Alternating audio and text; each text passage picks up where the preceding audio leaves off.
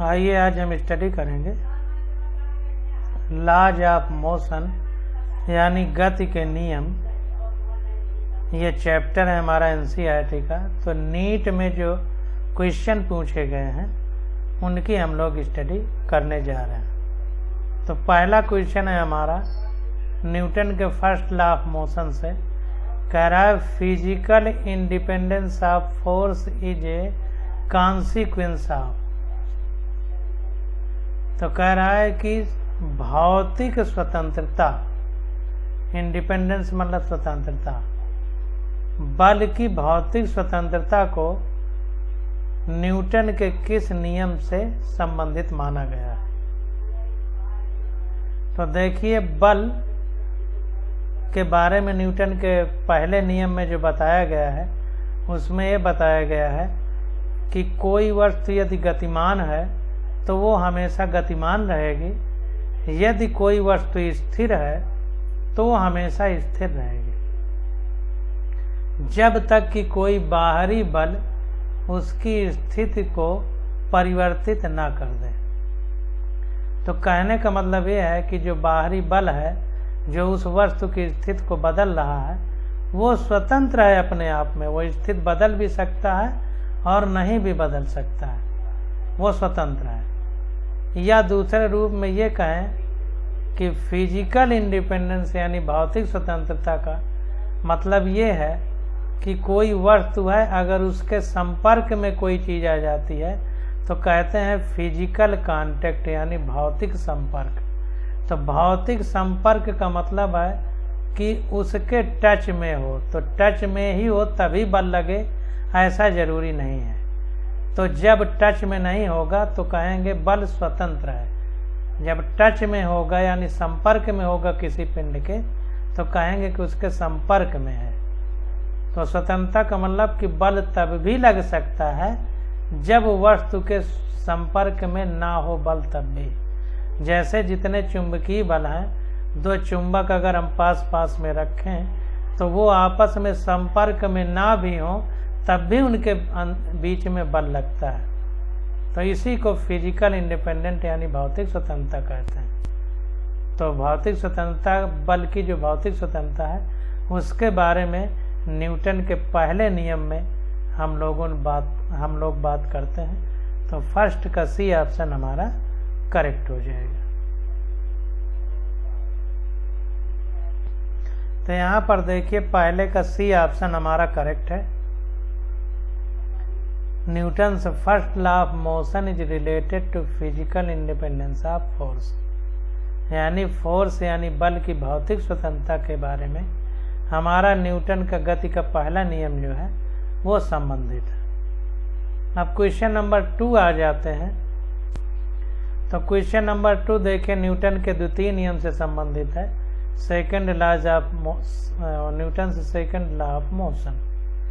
तो इसको चित्र को देख करके हमको समझना है। कह रहा है the force F acting on a particle of mass m is indicated by the force time graph as shown.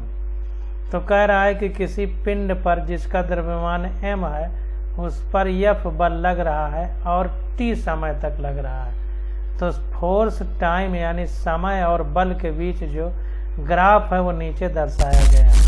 तो यहाँ पर देखिए 30 सेकंड लिखा है, इधर को तीर लगाया। इसका मतलब ये वाली जो एक्सिस है क्षैतिज एक्सिस जिसको x अक्ष हम मान सकते हैं, तो x अक्ष में समय को दिखाया गया है। और ये देखिए जो ऊर्ध्वाधर लाइन है यानी परपेंडिकुलर लाइन है, तो इसमें देखिए F यानी न्यूटन ये बल को दिखाया गया है। क्षैतिज लाइन जिसको x अक्ष मान सकते हैं उसमें समय को दिखाया गया है, और ऊर्ध्वाधर लाइन जिसको y अक्ष कहते हैं उसमें बल को दिखाया गया। तो ये बल और समय के बीच ग्राफ है। तो कह रहा है the change in momentum of the particle over the time interval from 0 to 8 second. तो कह रहा है 0 से 8 सेकेंड के बीच में मोमेंटम यानी संवेग में जो परिवर्तन हो रहा है उसके बारे में हमको बताना है। तो फिर से एक बार बता रहे हैं, कह रहा है एक बल F है जो m द्रव्यमान के कण पर लग रहा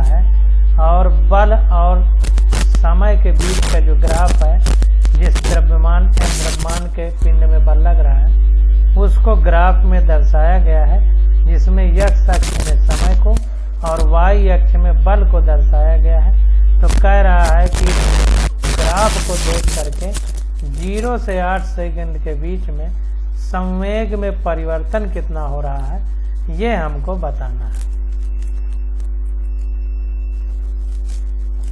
तो यहाँ पर देखिए दूसरा नंबर क्वेश्चन है। तो दूसरे क्वेश्चन को बारीकी से हम लोग समझते हैं और हल करने का प्रयास करते हैं। तो देखिए यहाँ पर जो दिखाया जा रहा है, तो वैसे ही ग्राफ बना लिया गया है। x अक्ष में t यानी समय को दिखा दिया गया है, y अक्ष में f यानी बल को दिखा दिया गया है, और जैसा क्वेश्चन में लिखा है वैसे ही हमने बना लिया है। और जिस प्रकार से फिगर बने हैं उस प्रकार से हम लोगों ने फिगर भी बना लिया। अब देखिए यहाँ पर एक त्रिभुज ये बन रहा है, एक चतुर्भुज ये बन रहा है, एक चतुर्भुज ये बन रहा है। तो ट्रायंगल ये है, रेक्टेंगल ये है, रेक्टेंगल ये है। तो कहने का मतलब ये है कि ABC जो ये ट्रायंगल है और DCFE ये जो रेक्टेंगल है यानी चतुर्भुज है, और FGHI ये जो रेक्टेंगल यानी चतुर्भुज है। तो इसमें जो क्षेत्रफल है, इस क्षेत्रफल के हिसाब से हम लोग संवेग में परिवर्तन को ज्ञात करेंगे। तो देखिए यहाँ पर एक बात जो समझने वाली है वो है बल गुणे समय अंतराल को आवेग कहते हैं। आवेग को अंग्रेजी में इम्पल्स कहते हैं, और यही बराबर होता है चेंज इन मोमेंटम यानी संवेग परिवर्तन की दर। ये NCERT में हम लोग पढ़ चुके हैं। तो बस अगर इतनी बात आपको पता है तो क्वेश्चन आराम से हम लोग निकाल सकते हैं। तो यहाँ पर देखिए 0 से 8 सेकंड में अगर हमको संवेग में परिवर्तन निकालना है तो हम इम्पल्स निकाल लें। इम्पल्स यानी आवेग का मतलब है बल गुणे समय अंतराल। तो बल हमारा y अक्ष में दिया है, समय हमारा t अक्ष में दिया गया है। तो अगर हम y और x अक्ष के बीच में जो ये त्रिभुज चतुर्भुज बने हुए हैं, इनका क्षेत्रफल अगर निकाल लें तो क्षेत्रफल का जो सदिश योग होगा, ध्यान दीजिए हम सदिश योग कह रहे हैं, योग नहीं कह रहे हैं। सदिश योग का मतलब जो धनात्मक होगा वो जुड़ेगा, जो ऋणात्मक होगा वो घटेगा। तो अगर सदिश योग कर दें तो संवेग में परिवर्तन कहें या आवेग कहें, निकल आएगा। तो जाहिर सी बात है कि अगर 0 से 8 सेकंड तक हमको संवेग में परिवर्तन निकालना है तो बल गुणे समय अंतराल यानी हम लोग आवेग निकाल लें। तो या आवेग कहें या संवेग में परिवर्तन कहें या चेंज इन मोमेंटम कहें, एक ही बात होगी। तो ये बराबर हो जाएगा ये सब के एरिया का सदिश योग, यानी जितना क्षेत्रफल है त्रिभुज और चतुर्भुज का उनका सदिश योग। तो देखिए ABC ये त्रिभुज बन रहा है 0 से 2 सेकंड के बीच। 0 से 8 सेकंड तक हमको निकालना है। तो ये त्रिभुज, ये चतुर्भुज और ये चतुर्भुज यहाँ तक जब आ जाएगा तो यहाँ तक हमको निकालना है। तो बल गुणे वेग समय अंतराल निकाल लें तो आवेग निकल आएगा, और आवेग ही हमारा संवेग परिवर्तन की दर है। तो हम निकाल तो आवेग रहे हैं लेकिन यही संवेग परिवर्तन की दर है। तो कुल मिला के संवेग परिवर्तन की दर ही निकल रहा है, यानी चेंज इन मोमेंटम ही निकल रहा है। तो ये आ गया हमारा त्रिभुज ABC का क्षेत्रफल। तो area under FT graph in the interval, यानी FT ग्राफ का जो क्षेत्रफल है वो समय अंतराल से गुणा कर दें अगर तो हमारा संवेग निकल आएगा। तो अब एक एरिया का क्षेत्रफल हम लोग निकाल लेते हैं। तो एरिया ऑफ ट्रायंगल ABC यानी ABC त्रिभुज का क्षेत्रफल। तो त्रिभुज का क्षेत्रफल होता है 1/2 गुणे आधार गुणे लंब। तो 1/2 ये देखिए कोण अगर लिया जाए, ये हमारा क्षैतिज है तो ये कोण होगा, तो ये आधार और ये लंब हो जाएगा। तो आधार कितना है 0 से 2 तक, तो 2 में 0 घटाएंगे तो 2 आ जाएगा। गुणे लंब कितना है 2 से 6 तक, तो 6 में 2 घटाएंगे तो कितना आ जाएगा, नहीं 0 से 6 तक। यहाँ पर देखिए 0 लाइन यहाँ तक है तो 0 से 6 तक। तो 6 में 0 घटाएंगे तो 6 आ जाएगा, तो 6 आ गया। अब देखिए ये चतुर्भुज हमारा, ये अगर यहाँ से लाइन खींची जाए तो ऊपर धनात्मक माना जाता है और 0 की लाइन के नीचे ऋणात्मक माना जाता है। इसी प्रकार अगर इस लाइन को आधार माने तो दाहिनी तरफ धनात्मक, बाईं तरफ ऋणात्मक माना जाता है। तो हमको यहाँ पर ऊपर धनात्मक लेंगे तो नीचे ऋणात्मक लेंगे, तो इसको धनात्मक लिया है तो इसको नीचे वाले को ऋणात्मक लेंगे, तो ऋण का चिन्ह लगाया। अब इसका क्षेत्रफल ले लेंगे। तो चतुर्भुज का क्षेत्रफल क्या होता है? लंबाई गुणे चौड़ाई, यानी लेंथ इनटू ब्रेड्थ, रेक्टेंगल का क्षेत्रफल। तो इसका लंबाई कितना है? लंबाई इसकी है 0 से -3। देखिए 0 से -3, तो ये -3 लिखा है। चाहे यहाँ माइनस लगा दीजिए या इसने खुद ही माइनस लिख दिया है तो खुद ही माइनस आ जाएगा। तो कुल मिला के सबको जोड़ना है, और नीचे वाले में खुद ही माइनस लिख दिया है। तो -3 गुणे लंबाई हो गई गुणे चौड़ाई, तो 4 - 2, ये बीच की चौड़ाई है इतना, तो 4 में 2 घटेगा तो 2 आ जाएगा, 2। अब ये ऊपर है तो धन चिन्ह लगा दिया। अब इसका चतुर्भुज का क्षेत्रफल, तो लंबाई गुणे चौड़ाई, तो लंबाई कितना है? 8 में से 4 घटाएंगे तो 4 आ जाएगा, गुणे ऊंचाई कितनी है या चौड़ाई कितनी है? 0 से 3 तक, तो 3 आ जाएगा। फिर पूरे को सॉल्व करेंगे तो आ जाएगा 12। ये 12 क्या होगा? इम्पल्स यानी आवेग। तो आवेग में बल गुणे समय अंतराल होता है, तो हमारा मात्रक क्या बन जाएगा? बल का न्यूटन, समय अंतराल का सेकंड, तो न्यूटन इंटू सेकंड। यही आवेग कह सकते हैं। आवेग पूछता तो भी यही उत्तर है। संवेग में परिवर्तन यानी चेंज इन मोमेंटम पूछ रहा है तो भी हमारा उत्तर यही है। अब क्वेश्चन नंबर 3 देख रहे हैं। तो कह रहा है कि ये stone is dropped from A height h ऊंचाई से कोई एक पत्थर जमीन में गिरा दिया गया। ड्रॉप मतलब हाथ से छोड़ दिया गया है, फेंका नहीं गया है। ड्रॉप मतलब छोड़ दिया गया हाथ से। तो कह रहा है h ऊंचाई से ड्रॉप किया गया, तो छोड़ दिया गया जब हाथ से, तो हाथ में हम जब पकड़े थे तो उसका वेग 0 था, तो इसका मतलब प्रारंभिक वेग इसका 0 है। अब कह रहा है it hits the ground with a certain momentum p। यह किसी संवेग p से जमीन में टकराता है। अब कह रहा है if the same stone is dropped from A height 100% more than the previous height. अब कह रहा है कि अगर हम एक कोई दूसरा पत्थर ले लें और उसको ये h ऊंचाई से गिराया गया तो इससे 100% ज्यादा ऊंचाई से गिरा है। तो कह रहा है कि जमीन में टकराते समय मोमेंटम में कितना परिवर्तन होगा, चेंज इन मोमेंटम कितना होगा, ये हमसे पूछा जा रहा है। तो ध्यान दीजिए, एक एक बात को हम लोग समझते हुए इस क्वेश्चन को सॉल्व करेंगे कि किस तरह से हम लोगों को निकालना है। तो देखिए हम बता रहे हैं, देखिए जब हमने पत्थर को ऊपर से छोड़ दिया है नीचे गिरने के लिए तो प्रारंभिक वेग उसका 0 है। अंतिम वेग टकराने के बाद जो भी होगा और h ऊंचाई से फेंका जा रहा है, तो प्रारंभिक वेग भी है, अंतिम वेग भी है और h भी है। तो न्यूटन का गति का कौन सा नियम लगेगा? तीसरा नियम लगेगा, क्योंकि उसी में प्रारंभिक वेग, अंतिम वेग और ऊंचाई यानी दूरी तीनों होती हैं। तो गति का तीसरा नियम लगा देते हैं। तो v² = u² + 2gh, ऊंचाई के लिए gh, और अगर ऐसे चलना हो तो as लिखते हैं। तो ये हमारा 0 हो जाएगा क्योंकि छोड़ा गया है हाथ से। तो v² हो जाएगा 2gh, तो h v बराबर हो जाएगा √2gh।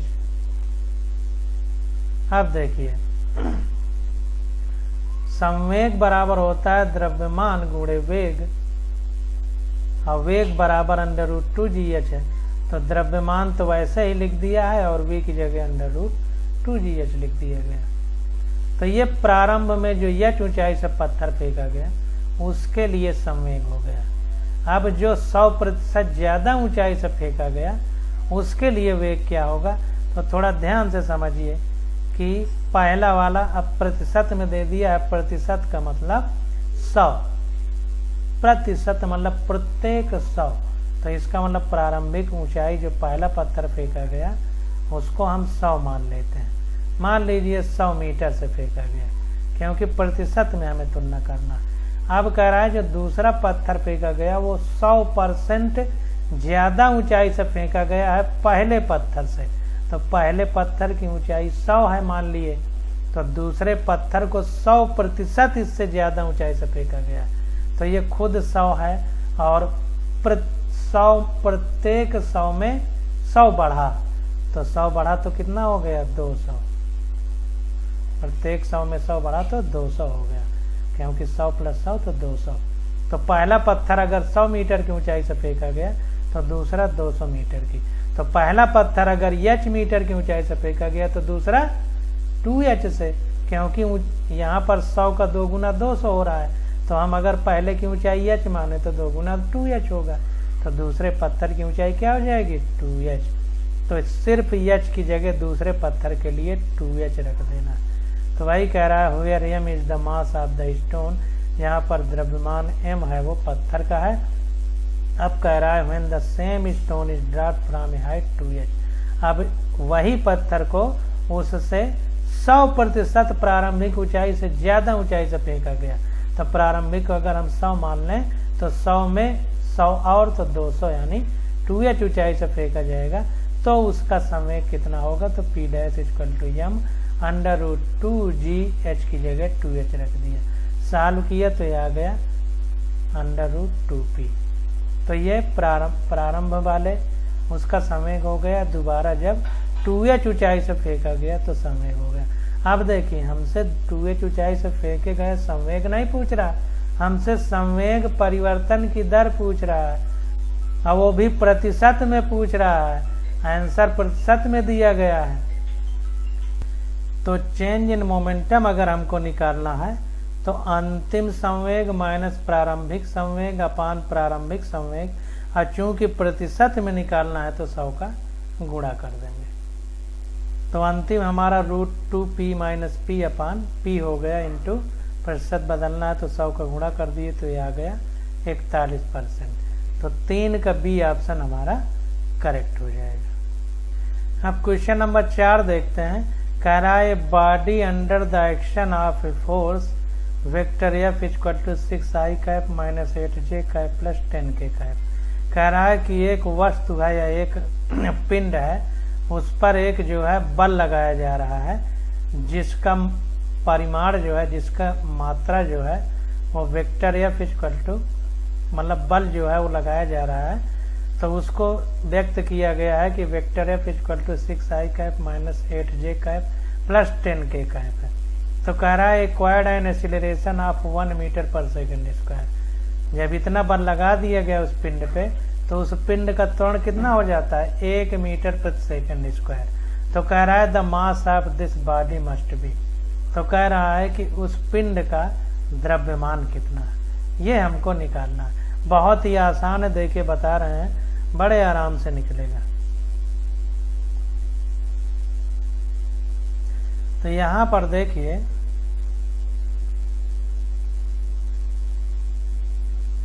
यहाँ पर बल दे दिया है vector F = 6i cap - 8j cap + 10k cap. अब अगर हम इसको i j कैप को देखें तो जो हमारा i है ये x अक्ष में होगा, j है वो y अक्ष में होगा और k है वो z अक्ष में होगा।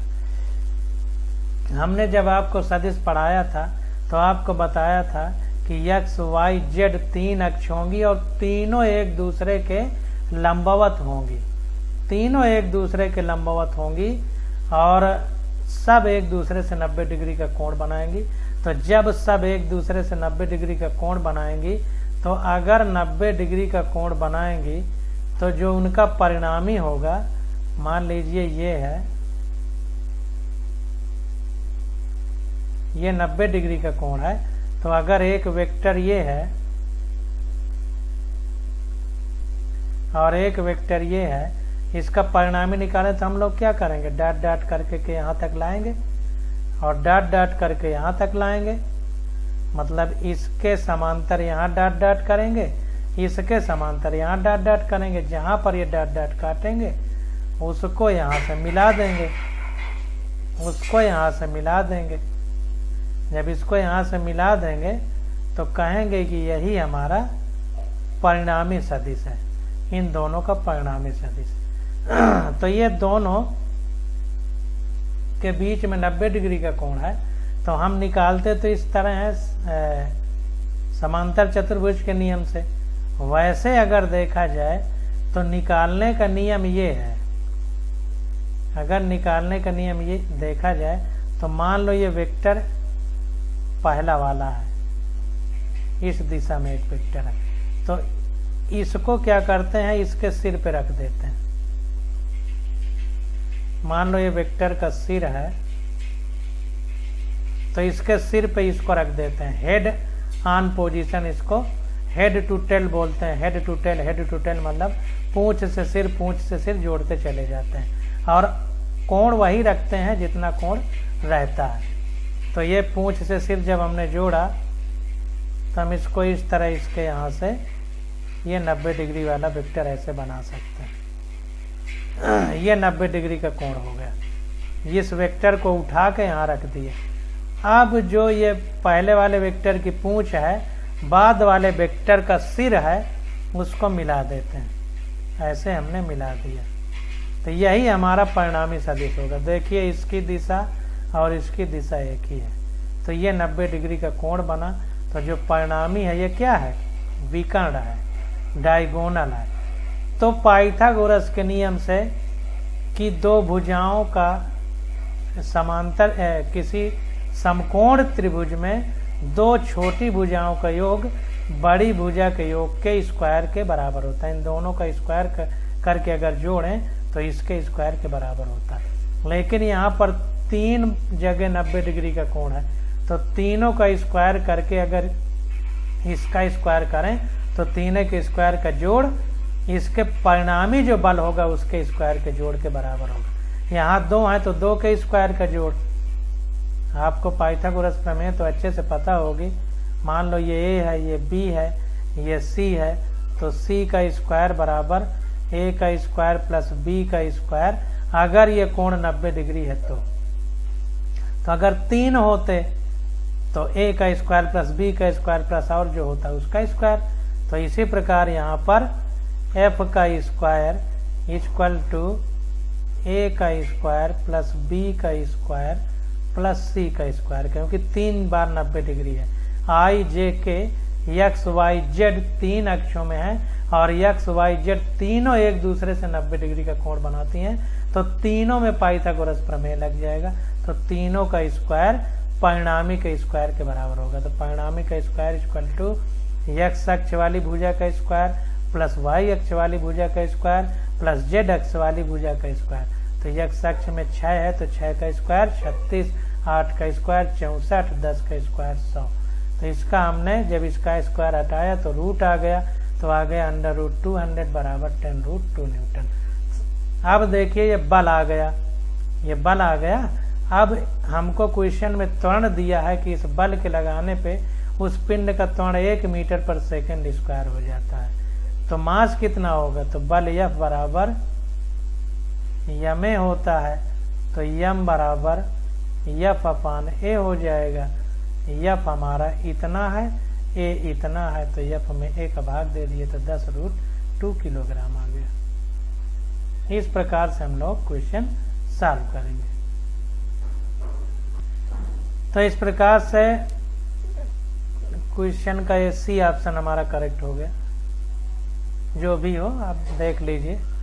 अब 5वां क्वेश्चन है, कह रहा है sand is being dropped on A conveyor belt at the rate of m kg पर सेकेंड। तो कह रहा है कि एक बेल्ट चढ़ा हुआ है, उस बेल्ट में रेत डाली जा रही है, उस रेत से जो है बेल्ट में रखे रखे ऐसे ऐसे रेत आगे गिर रही है। तो कह रहा है कि वो जो गिर रही है वो उसका गिरने की दर कितना है, यानी रेट कितना है, तो यम किलोग्राम प्रति सेकंड गिर रही है। तो कह रहा है the force necessary to keep the belt moving with a constant velocity of v metre प्रति सेकंड विल बी। तो कह रहा है कि यम केजी प्रति सेकंड की दर से रेत गिरती रहे उस कन्वेयर बेल्ट से, तो उसके लिए कितने बल की जरूरत होगी ताकि समान वेलोसिटी से ये जो है यम केजी प्रति सेकंड के वेग से ये कन्वेयर से हमारी सैंड गिरती रहे, यानी जो मोरम या सीमेंट रेत है वो गिरती रहे। तो 5 का देखिए सी ऑप्शन हमारा करेक्ट है। और कैसे करेक्ट है उस चीज को हम ध्यान दे रहे हैं। तो जायज़ सी बात है कि यम द्रव्यमान प्रति सेकंड की दर से वो रेत गिर रही है यम किलोग्राम प्रति सेकंड की दर से, तो जायज़ सी बात है कि द्रव्यमान भी है सेकंड भी है और बल की बात की जा रही है। तो इसका मतलब है कि उस पट्टे पे वेग है और बल की बात की जा रही है। तो या तो उस पट्टे के संवेग परिवर्तन की दर हम निकाल लें या फिर उसका आवेग निकाल लें, दोनों से हम लोग कितना बल लगेगा वो निकाल लेंगे, क्योंकि आवेग बराबर होता है बल गुणे समय अंतराल और संवेग बराबर होता है द्रव्यमान गुणे वेग। तो पट्टे का वेग और द्रव्यमान दो हैं हमारे पास और बल हमको निकालना है और समय अंतराल प्रति सेकंड दिया है, तो बल आराम से निकाल लेंगे। तो देखते हैं। तो एफ इक्वल टू, अब चूंकि देखिए m किलोग्राम प्रति सेकंड के वेग से जो है वो रेत गिर रही है, इसका मतलब प्रति सेकंड परिवर्तन हो रहा है। तो समाकलन या अवकलन यानी डिफरेंशिएशन या इंटीग्रेशन की बात हम लोग यहाँ पर करेंगे। तो यहाँ पर देखिए संवेग परिवर्तन यानी संवेग बराबर होता है द्रव्यमान गुणे वेग। संवेग बराबर होता है द्रव्यमान गुणे वेग और आवेग यानी इम्पल्स बराबर, आवेग को इम्पल्स कहते हैं, बराबर होता है बल गुणे समय अंतराल। अब इनको दोनों को हम लोग बराबर करते हैं। तो अगर इनको दोनों को बराबर करें हम तो हमारा P बराबर mv है, यानी संवेग बराबर द्रव्यमान गुणे वेग है और संवेग परिवर्तन की दर ही आवेग होती है, ध्यान दीजिए। तो इसका मतलब चेंज इन P या P कहें, change in P equal to I होता है। संवेग परिवर्तन की दर यही हमारा आवेग होता है। तो इसका मतलब P इक्वल टू I, तो P इक्वल टू I करेंगे जब हम, तो F into delta T equal to M into V हो जाएगा। तो F इक्वल टू हो जाएगा mv अपान डेल्टा टी हो जाएगा। अब डेल्टा टी हो गया। अब देखिए जो हमारा ये द्रव्यमान है, तो ये द्रव्यमान हमारा प्रति सेकंड गिर रहा है, यानी इसमें प्रति सेकंड परिवर्तन हो रहा है। तो जहाँ भी परिवर्तन होता है वहाँ पर हम समाकलन या अवकलन की बात करेंगे। तो यहाँ पर परिवर्तन हो रहा है, तो d mv अपान dt, समय भी डेल्टा टी है तो डेल्टा टी बहुत छोटा होगा तो dt हमने लिख दिया, वही चीज़ तो लिखा है d अपान dt ब्रैकेट में mv। अब देखिए वेग एक समान है तो वेग को बाहर ले लिया और हमारा जो ये द्रव्यमान है वो प्रति सेकंड, चूंकि रेत गिर रही है तो जितनी रेत होगी उसके द्रव्यमान में प्रति सेकंड परिवर्तन हो रहा है, इसलिए इसके साथ dm अपान dt लिखा। v कांस्टेंट है इसलिए उसको अलग कर दिया। अब यहाँ पर आ गया m, अब m देखिए द्रव्यमान, यहाँ पर आ गया m और dv अपान dt हो गया। मतलब एक बार वेग को कांस्टेंट किया तो dm अपान dt हो गया। एक बार चूंकि 1 किलो अगर हमारी रेत गिर रही होगी तो 1 किलो कांस्टेंट हो जाएगा, तो यम और वेग को dv/dt कर दिया। अब एस वी इज कांस्टेंट। अब चूंकि वेग हमारा नियत है, क्वेश्चन में हमसे कह रहा है, तो जब वेग नियत होगा तो यह बराबर v dm/dt हो जाएगा। But dm/dt equal to m kg प्रति सेकंड। क्वेश्चन में दिया है कि dm/dt जो है 1 किलो m kg प्रति सेकंड है, तो dm/dt की जगह m रख देंगे।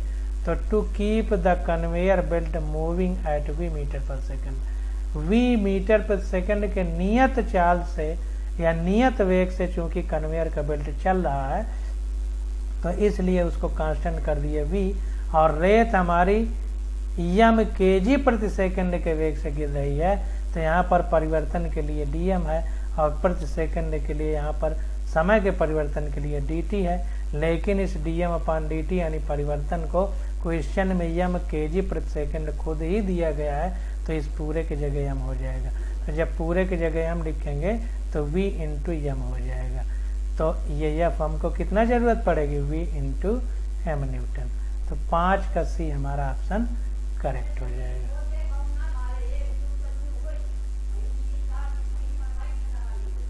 अब यहाँ पर देखिए जो आंसर में एक बार v कांस्टेंट है तो dm/dt किया, फिर एक बार m को कांस्टेंट मान के dv/dt किया। मतलब एक बार वेग कांस्टेंट, एक बार m कांस्टेंट है, फिर उसके हिसाब से इसने अवकलन किया है। लेकिन क्वेश्चन में हमको बता दिया है कि वेग कांस्टेंट है, तो ये वाला फार्मूला हमारा ये चीज़ लगेगी, ये नहीं रहेगा। तो इतना ही इतना भाग यहाँ पर लिखा गया। तो इस प्रकार से हम लोग क्वेश्चन को सॉल्व करते हैं और लगाते हैं।